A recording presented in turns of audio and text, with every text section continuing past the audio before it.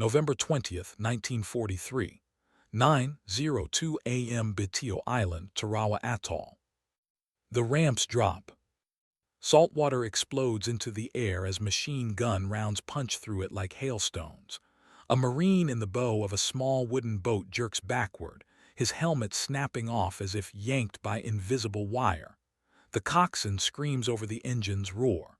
The lagoon is too shallow. The boat grinds to a halt. 300 yards from shore. The reef has them. You can almost feel the heat already, the equatorial sun baking helmets, sweat-stinging eyes, coral slicing through boot soles. Ahead lies Betio, a sliver of sand barely 2 miles long, bristling with Japanese fortifications. Concrete pillboxes, log bunkers, 8-inch naval guns salvaged from old cruisers, and inside them nearly 5,000 defenders under Rear Admiral Keiji Shibasaki. The U.S. Navy bombardment had thundered for hours before dawn. Battleships USS Maryland and USS Colorado fired 16-inch shells that shook the horizon. Carrier aircraft from USS Essex and USS Bunker Hill strafed and bombed. Officers aboard the transports believed nothing could survive that storm. But now the storm has passed, and the guns are firing back. The small boat drifting helplessly in the lagoon is officially called the LCVP landing craft, vehicle personnel. 36 feet of plywood and steel ramp, designed by a Louisiana boatbuilder named Andrew Higgins. To many senior officers before the war, it looked flimsy, improvised, unmilitary. Some had laughed. Now Marines of the 2nd Marine Division, 2nd, 8th, and 6th Marines under Major General Julian C. Smith, are learning exactly what flimsy means under fire. The Higgins boat's shallow draft was supposed to carry them over reefs, but Tarawa's tides are lower than intelligence predicted. The boats scrape coral and stop cold. The ramps drop into waist-deep water. Over the side, someone shouts. They jump. Rifles held high, radios held higher, packs dragging them down. The coral tears at their boots as bullets skip across the lagoon. Some Marines drown under the weight before they ever see the beach. Others keep moving. Because ahead of them, those same Higgins boats, the ones that didn't ground, are pushing forward, ramps slamming down directly onto sand, giving the first waves at least a fighting chance. Inside the Japanese bunkers, machine gunners adjust their aim. The lagoon becomes a killing field. And somewhere far from the reef, a civilian boatbuilder who once argued that his little craft could change warfare would soon learn whether the world was about to prove him right, or bury his idea beneath Pacific coral. New Orleans, Louisiana, 1938. The air smells of oil, cypress wood, and river mud. Andrew Higgins stands on the dock in shirt sleeves, cigarette tucked between his fingers, watching one of his boats skim across the water. It's not built for war. Not yet. It's designed for trappers and oil crews, men who need to glide through Louisiana swamps where deeper boats choke and stall. The boat rides high, light, fast. It slides over obstacles instead of fighting them. Higgins smiles. He calls it the Eureka boat. Across the country in Washington, Navy officers are studying Europe's growing tensions. Amphibious warfare, landing soldiers directly onto hostile shores, is still an unsolved problem. The U.S. Navy's Bureau of Ships experiments with bulky landing craft lowered by cranes. They work slowly. Troops must climb over the sides. Horses panic. Vehicles get stuck. It feels outdated because it is. When Higgins first demonstrates his shallow draft design to the Navy and Marine Corps, some officers are intrigued. Others are skeptical. A plywood boat with a blunt bow. No elegant lines. No steel hull. It looks like something built in a backwater workshop. One admiral reportedly mutters that it's a swamp boat, not a warship. But the Marine Corps sees something different. At Quantico, Marines run landing exercises. They need speed, simplicity, A craft that can hit sand, drop men instantly, and pull away. Higgins listens carefully to their complaints. Climbing over gunnels wastes seconds. Seconds cost lives. So he does something radical. He cuts the bow open. He installs a steel ramp. Now when the boat beaches, the front drops flat against the sand. Troops can charge straight out. Vehicles can roll forward. No climbing, no chaos. It is crude, it is brilliant. By 1941, as war engulfs Europe and Japan pushes across Asia, Higgins Industries explodes in size. Thousands of workers, men and women, black and white, side by side in a segregated South, build boats around the clock. Production lines hum with urgency. The once dismissed swamp boat becomes the LCVP. Landing craft, vehicle, personnel. President Franklin D. Roosevelt takes notice. So does General Dwight D. Eisenhower. Years later, Eisenhower would say, "Andrew Higgins is the man who won the war for us." But in November 1943, that praise has not yet been earned. Because at Tarawa, the theory of amphibious perfection is colliding with coral reality. Back on Betio's reef, the first waves that made it ashore cling to a narrow strip of sand. Lieutenant Colonel David Shoup of the 2nd Marines wades through chaos, uniform soaked, glasses spattered with salt. He surveys the scene. Scattered platoons, severed radio lines, wounded men piling against a seawall. The Higgins boats are still coming. Some make it across deeper channels. Others grind to a halt and become floating coffins. Yet without them, there would be no landing at all. Behind the chaos lies a brutal truth. This tiny island is a proving ground, not just for the Marines, not just for Admiral Chester Nimitz's Central Pacific strategy, but for Higgins' idea. If the boats fail here, the entire concept of large-scale amphibious assault, from the Marshalls to Normandy, could be questioned. The guns on Betio are still firing, and the tide is not rising fast enough. The lagoon is red now. By late morning, fragments of shattered Higgins boats drift between bodies and floating packs. Some craft burn slowly, black smoke curling into the Pacific sky. Others, engines still coughing, reverse hard off the reef to reload and try again. On the beach there is no clean line, no orderly advance. There is only survival. Lieutenant Colonel David Shoup crawls forward under machine gun fire near Red Beach 2. His radio operator is dead. His runners are scattered. The Japanese bunkers ahead, thick with coconut logs and reinforced concrete, are barely scratched by the naval bombardment. Shoup grabs a field radio from another unit and sends a message back to the fleet. Casualties many, situation critical, we are winning. It is not bravado. It is refusal. Behind him, Higgins' boats continue to nose forward. Coxswains lean over throttles, squinting through spray and gunfire. Many of them are Navy sailors barely in their 20s. They know the reef now.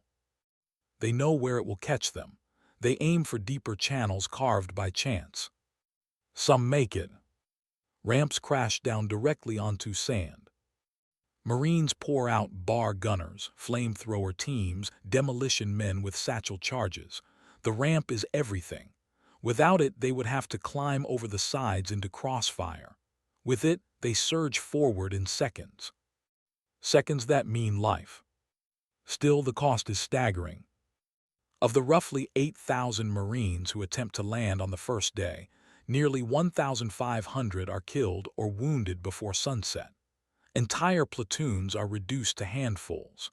Corpsmen drag the injured behind the seawall, morphine syrettes clutched between their teeth.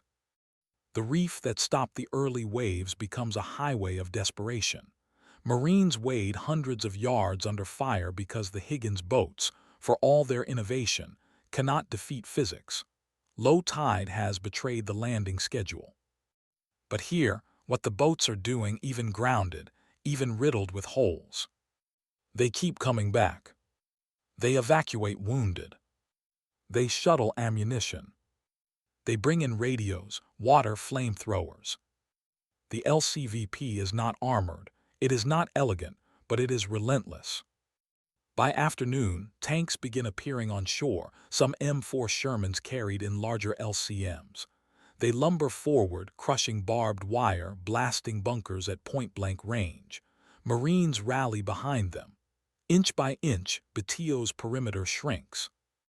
Rear Admiral Keiji Shibasaki had once boasted that 1,000,000 Americans couldn't take Tarawa in 100 years. By nightfall, his outer defenses are breached, and the Higgins boats are still unloading. Under cover of darkness, more waves approach. The tide rises slightly. More LCVPs glide across where others had scraped coral hours earlier. The lagoon, once a barrier, becomes a corridor. On the sand, Marines dig shallow foxholes with entrenching tools and bare hands. Japanese counterattacks probe the lines. Flares burst overhead, turning the battlefield ghost-white. The boats wait offshore, silhouettes against a moonlit sea. This is no longer about mockery. It is about proof. And Tarawa is about to deliver it in blood. November 21st, 1943. Dawn breaks hard and white over Betio. The air already smells of cordite and burned palm. Smoke hangs low, trapped by humidity. Marines of the 2nd Division rise from shallow foxholes carved into coral that feels like broken glass beneath their hands. They did not sleep.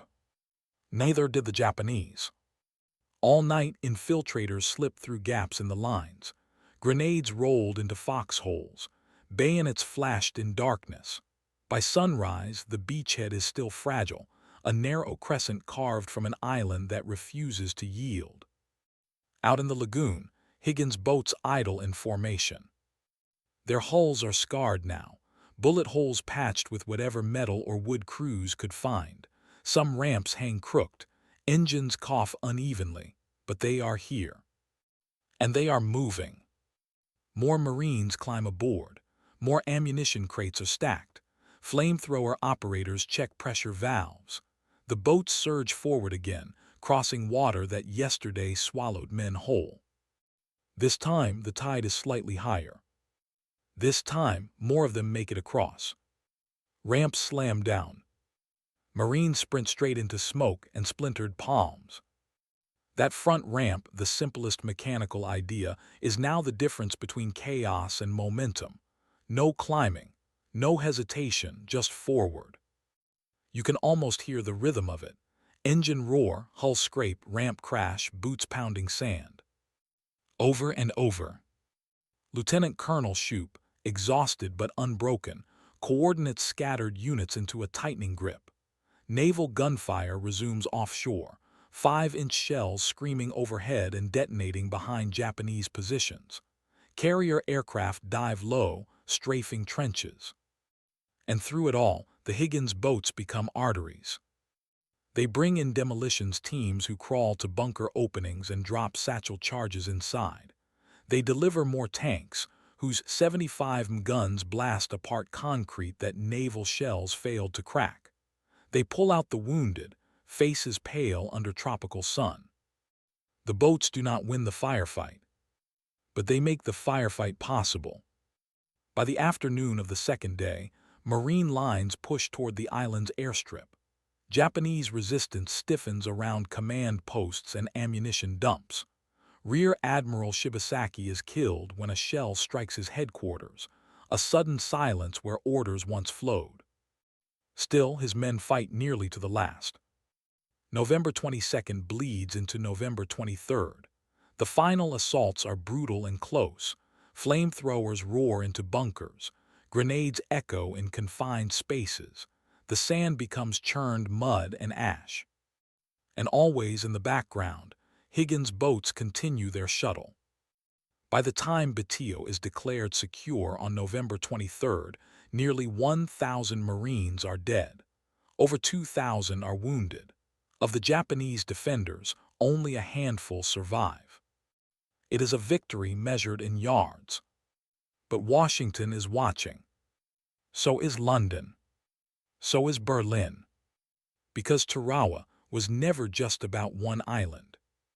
It was a rehearsal, a savage, imperfect rehearsal for something far larger. The reports will soon reach the desks of generals, planning an invasion across another body of water. A colder one. And they will read every line about reefs, tides, and ramps. December 1943, Pearl Harbor. The after-action reports are thick, stained with sweat and salt. Charts of Betio's lagoon are marked in red pencil, reefs misjudged, tides misunderstood, landing waves delayed. Casualty figures are typed in stark columns. Admiral Chester W. Nimitz reads silently. So does General Holland M. Smith. So do planners thousands of miles away preparing for something even more audacious, Operation Overlord. Tarawa was a warning. Naval bombardment alone could not guarantee destroyed defenses. Intelligence on tides had to be exact.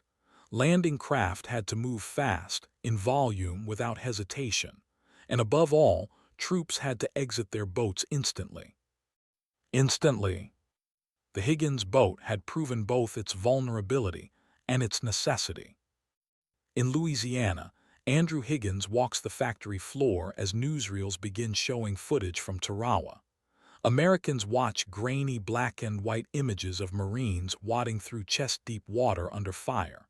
The public is stunned by the cost. But military planners see something else in the footage. They see ramps dropping. They see men surging forward. They see a design that, even under the worst possible conditions, delivered thousands onto hostile ground. Production accelerates. Higgins Industries now employs over 20,000 workers. Women weld steel ramps. Electricians wire engines. Hulls slide down assembly lines in staggering numbers. By war's end, more than 23,000 LCVPs will be built. Each one simple. Each one essential.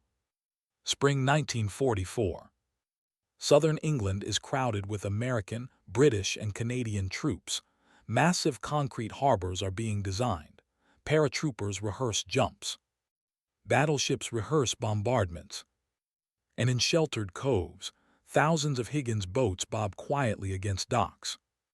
On June 6, 1944, 6:30 a.m., the ramps will drop again. Omaha, Utah, Gold Juno Sword. This time the water will be gray and freezing, not tropical blue. German MG-42s will chatter from concrete bunkers. Steel obstacles will line the surf. But the principle will be the same. Engine roar. Hull scrape. Ramp crash.